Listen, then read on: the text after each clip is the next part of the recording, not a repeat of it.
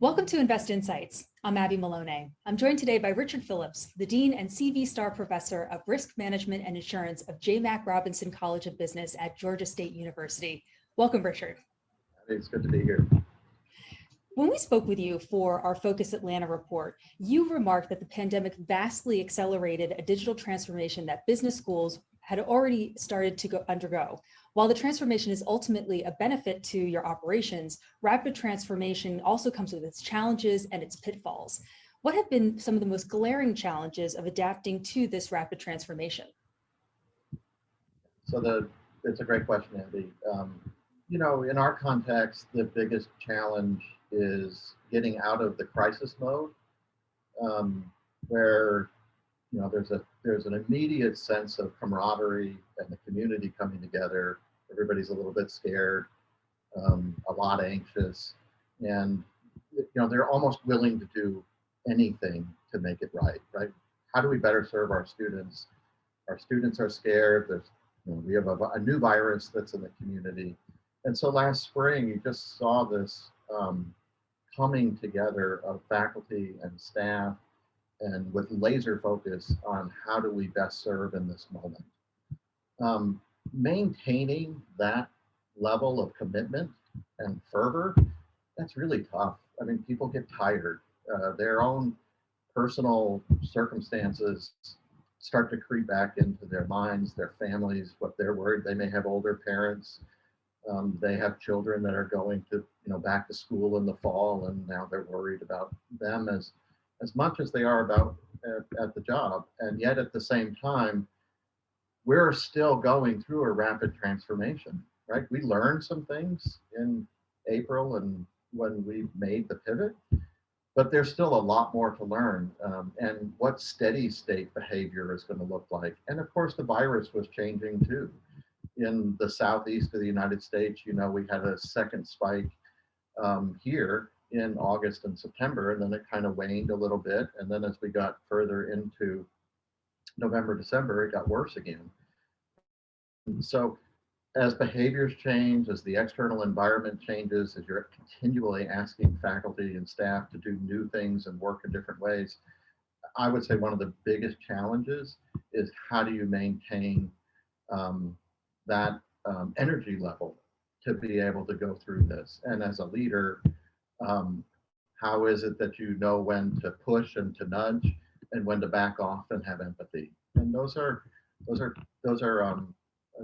challenging for the people that are on the ground, and it's a challenge for leadership too, to understand and get a pulse for how much can you push the organization and how much do you need to say, hey, we're not going to be able to do everything we wanted to do, and that's okay in this moment. And to that, how has your leadership style transformed this past year? Yeah, I would say the engagement with individuals kind of in where they are in that moment. It's if you ever needed empathy as a leader, a servant leader, you needed it in extraordinary amounts now. And so I think my one way it's changed is by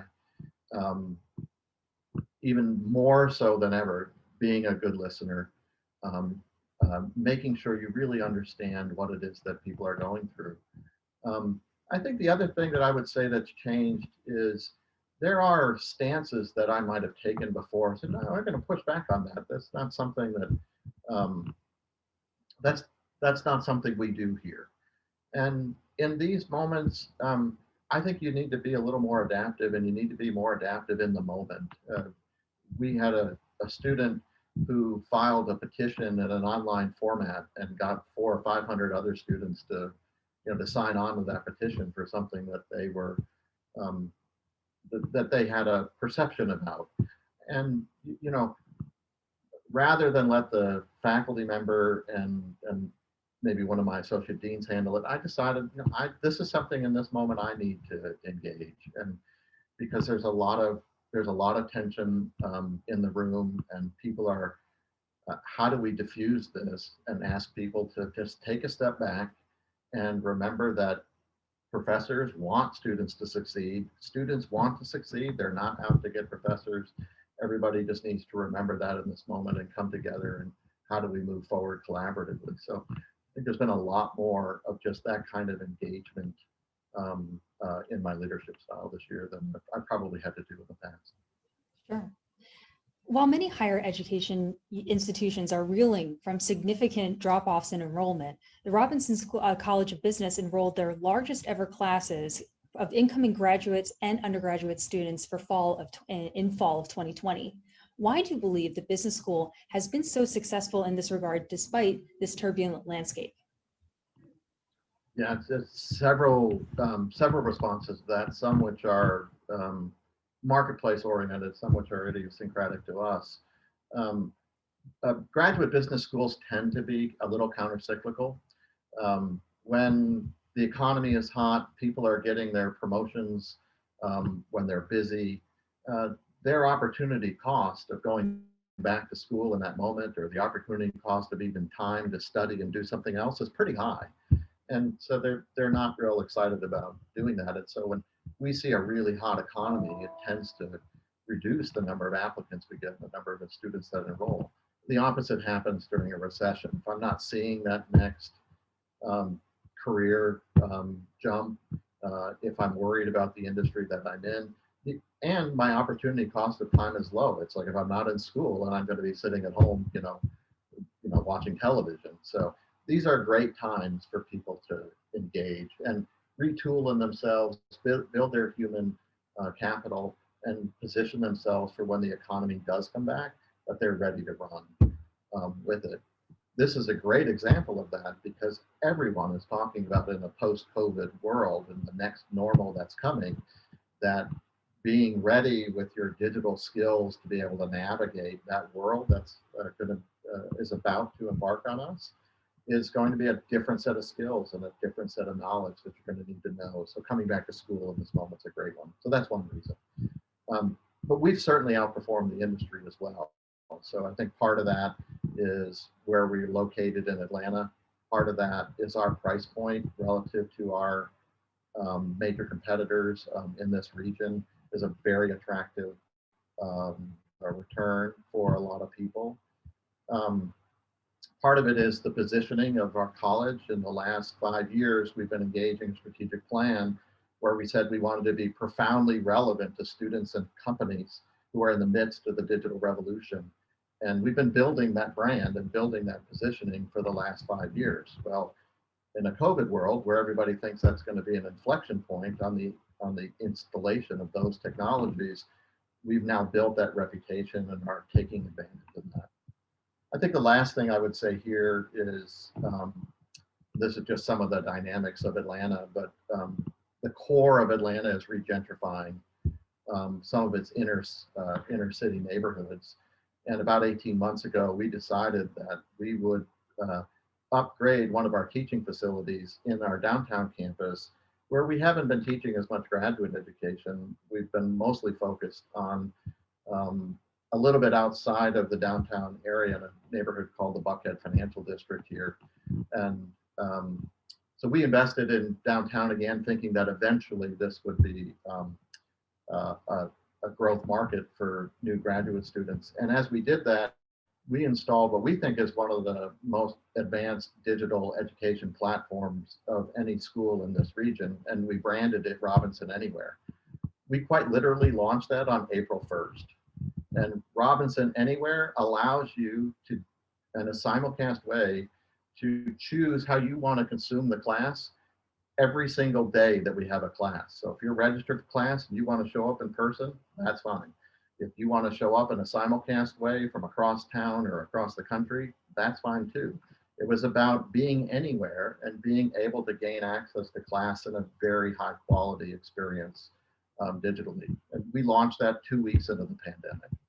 And that really resonated with our marketplace, not just because of the convenience, but now it gave people agency over how risk averse they were relative to the virus.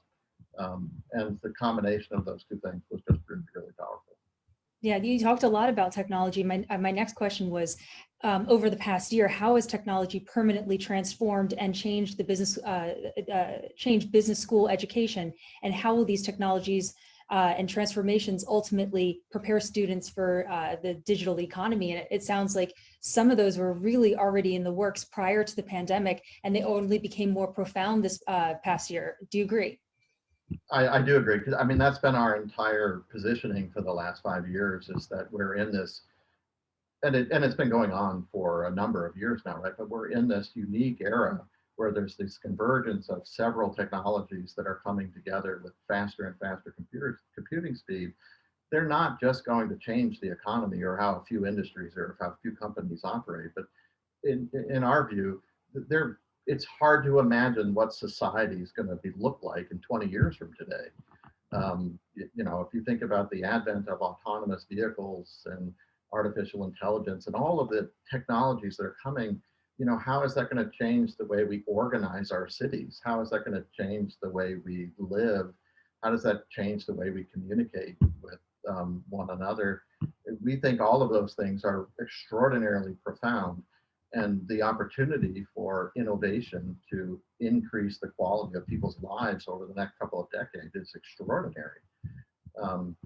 That's what the message we want to give to students. That's who we're trying to attract, is those dreamers here to Robinson that want to get into an ecosystem that thinks that way. And we're trying to prepare students for that world, giving them both that sense of awe of what's possible, but also the tools in order to be able to make it happen. So we've been headed this way in a while. We've spoken a lot about transformations at the business school and through education, but this past year has also been personally transformative for many of us. How have you personally transformed after 2020? Yeah, it's a great question. I would say one, my investment proactively in managing my own, mental and emotional self. Obviously, all of us do that throughout our lives. I think this is, it's also been a moment to really, if you're going to function well, do well, show up well here, this is not a time to be passive about that question. This is a time to be really proactive about it. And if you're a leader and you have to stand in front of 400 or 500 other people and give them optimism and hope and a steady hand that, hey, I know it's a little crazy out there, but don't worry, we got this. And remember who we are as a community. We're going to get through this together. Making sure that you're able to show up for that in that moment and be centered, be calm, be that steadying hand is really, really important. And so I think just my own work to, in some sense, to better manage myself, my own emotions, and how I show up has been a really key part of making this happen. And making sure those that are closest to me on my leadership team, that we're all doing the same thing, right? Because the dean or the president of the university can only be in so many places. You really need a set of evangelists who are also showing up and leading their teams and doing their work with that same kind of commitment and spirit. And so it's a different set of conversations that you've had to engage with them. And when you engage those conversations, you learn more about them. And so I just think there's a level of professional intimacy, I guess, if you could call it that I think we're all now a little bit more comfortable with than we might have been, a year ago. And it's a healthy thing. It's a good thing. Well, thank you again. That was Richard Phillips, the Dean of the J. Mack Robinson College of Business at Georgia State University. My name is Abby Maloney, and you've been watching Invest Insights. Richard, thank you again. Thank you, Abby. It's been fun.